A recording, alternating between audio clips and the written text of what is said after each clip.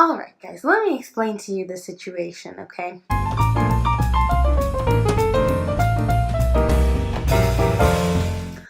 Recently, I just had a splurge of Marvel movies. All the Marvel movies that I hadn't seen, I watched. My God, wow! I love the movie so much. You know what I think it is?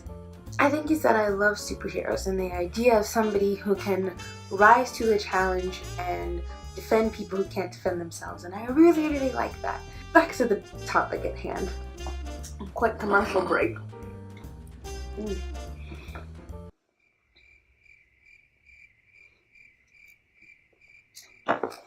Anyway, as I was saying, oh yes, so I recently just watched a bunch of Marvel movies. I watched Captain America: Civil War, I watched Avengers: Age of Ultron, I watched Spider-Man: Homecoming, and I also rewatched Thor: Ragnarok.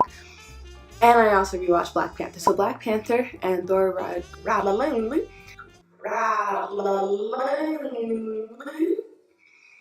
Ragnarok were rewatches for me. But the other three, Homecoming, Civil War, and Age of Ultron, were all movies that I hadn't seen before, but I got in the rundown and the breakdown from my friends and from this other video that I watched before I went to see Infinity War, so that I wouldn't be completely clueless. Now, the reason I didn't watch Civil War was because I hate the idea of superheroes being against each other because they're fighting for the same cause, and so I didn't want to watch that one, and that's also why I didn't want to watch Batman vs Superman, because they're fighting for the same cause. But then I watched Civil War and I was like, okay, this is pretty good, and I can understand where it was coming from, so it was nice that I could finally put that into I finally got that understanding, so I really enjoyed Civil War. Some of the things that I liked about Civil War, the scene with Captain America and the Shield and Iron Man, that was epic. I also liked our introduction to Black Panther, which is quite amazing. And I also really liked the introduction to Spiderman, which was really, really cool. There were a lot of different things that I liked about Civil War. I'd have to watch it again. It gets, I think, an A on my movie rating scale. Next up, we had Age of Ultron. Age of Ultron, I was like, I don't know, I felt like it was too quick. There wasn't enough build up into the character of Ultron, I felt. Or maybe it was just that I didn't watch it continuously all the way through, so that could have impacted my viewing experience of the movie. But nonetheless, I feel like it gets a B+, A- on my scale, because there were some things in there that I really liked, and yeah, it was nice to see the Hulk and what's her face, Black Widow. That was so cute, you know. And now for the star of the show, Spider-Man: Homecoming.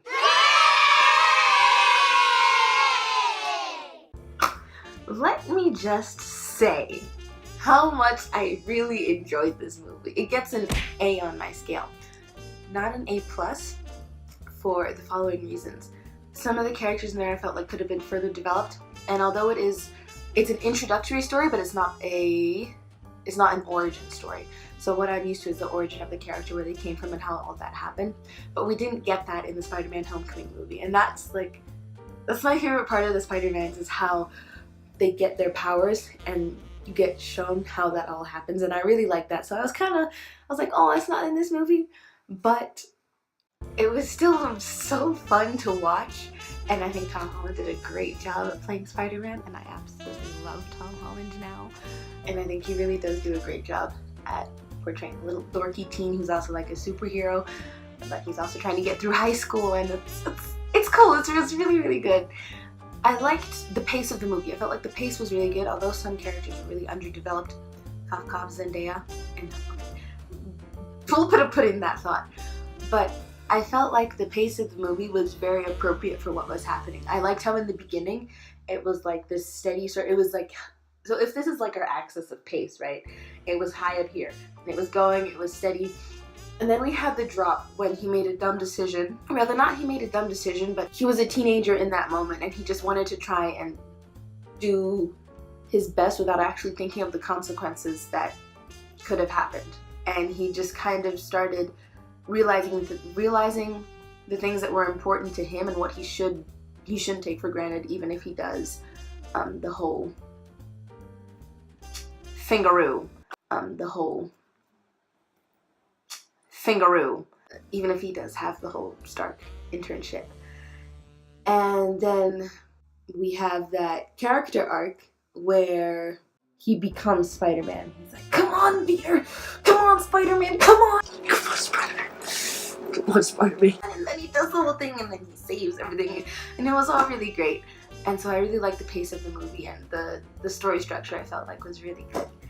It was also really just fun to watch.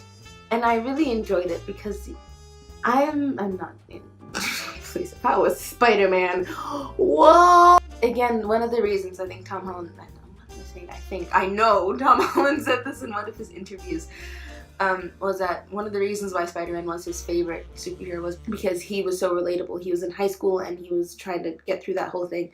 So I really liked how in the movie Tom Holland plays a 15-year-old kid and I'm 16, but basically the same age. It was relatable. It was nice to see that the superhero was just a dorky teenager on the inside, you know? I quite enjoyed that aspect of the film. Now comes to my controversial topic, is Zendaya. I counted the lines that she had in the movie. She had 6 lines, and I really like Zendaya, and I think that she is a good actress. The only thing is that I haven't seen her true potential yet. I haven't seen her in a role where I'm truly blown away by her acting ability, and I've yet to see that, so I'm waiting for that. What I don't understand is why she's getting so much hype for a movie that she wasn't a big part of until maybe the very end, where we get a hint at the relationship that MJ and Peter could develop, if that even happens at all. And I was reading all these articles about it. So yeah, she's getting a lot of hype, and I'm just trying to understand where the hype is coming from. Probably though, it's because she's a well-known name, and that's probably where the hype is coming from.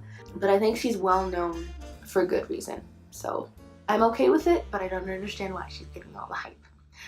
Also, I'm low-key jealous that she gets to spend her time with Tom Holland and I don't, but yeah, that's all I have to say for my movie review. I was just bored, and so here I am, and now I'm gonna say bye. Bye, kids!